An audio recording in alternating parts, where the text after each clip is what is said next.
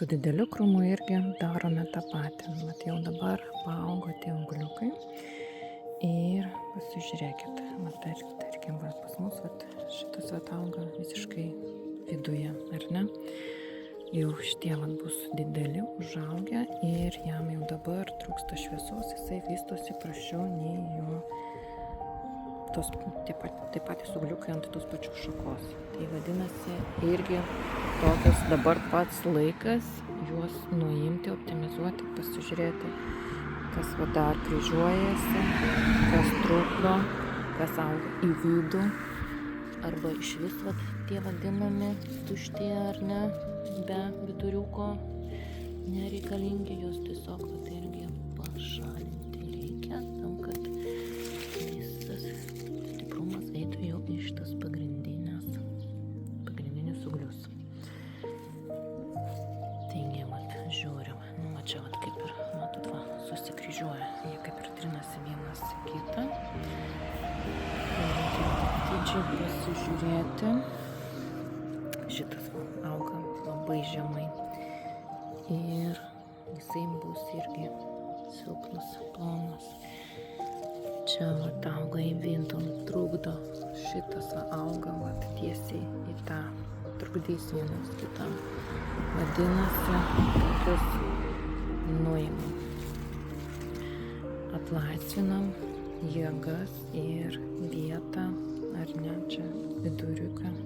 Per vidurį jau tiem pagrindiniam stiebam ir turėtų būti nuostabus dideliai žiedai.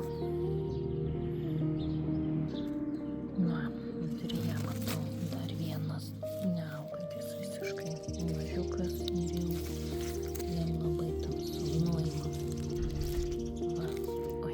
Dar vienas nuimam. Žiūrim, kas čia dar, šita šaka, 4 pumpuriukai užaugo ir, kaip matote, ar ne, irgi šonuose jau gerokai didesni. Ir aš galvoju, kad šitą, kuris auga į vidų ir ne krūmo, visiškai jisai čia nereikalingas, aš gražiai nuėmiau. Taip, dabar lieka 3. Vienas auga ten, bet jisai gal prasimuš gerai. Čia irgi. Reikia taip kiekvienam žiūrėti, pagalvoti, kuria kryptim jis auga. Šitas. Manau, kad jisai irgi čia nereikalingas.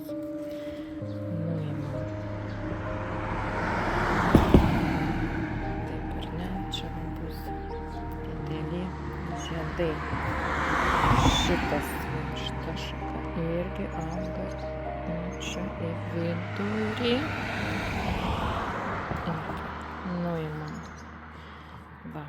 Lieka.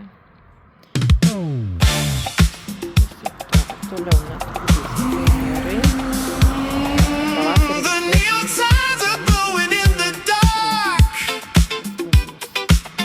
Igniting every single little spark.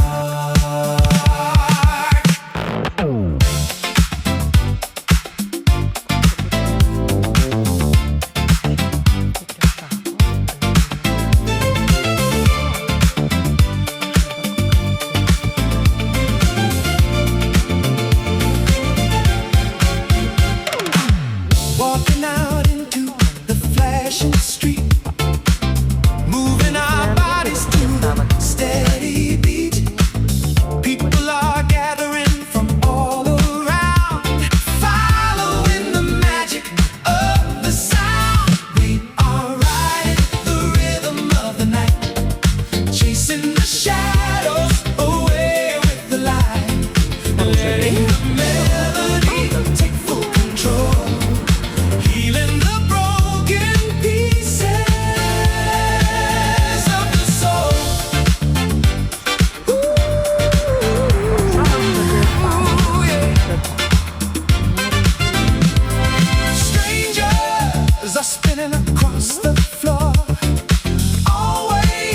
returning to ask for more.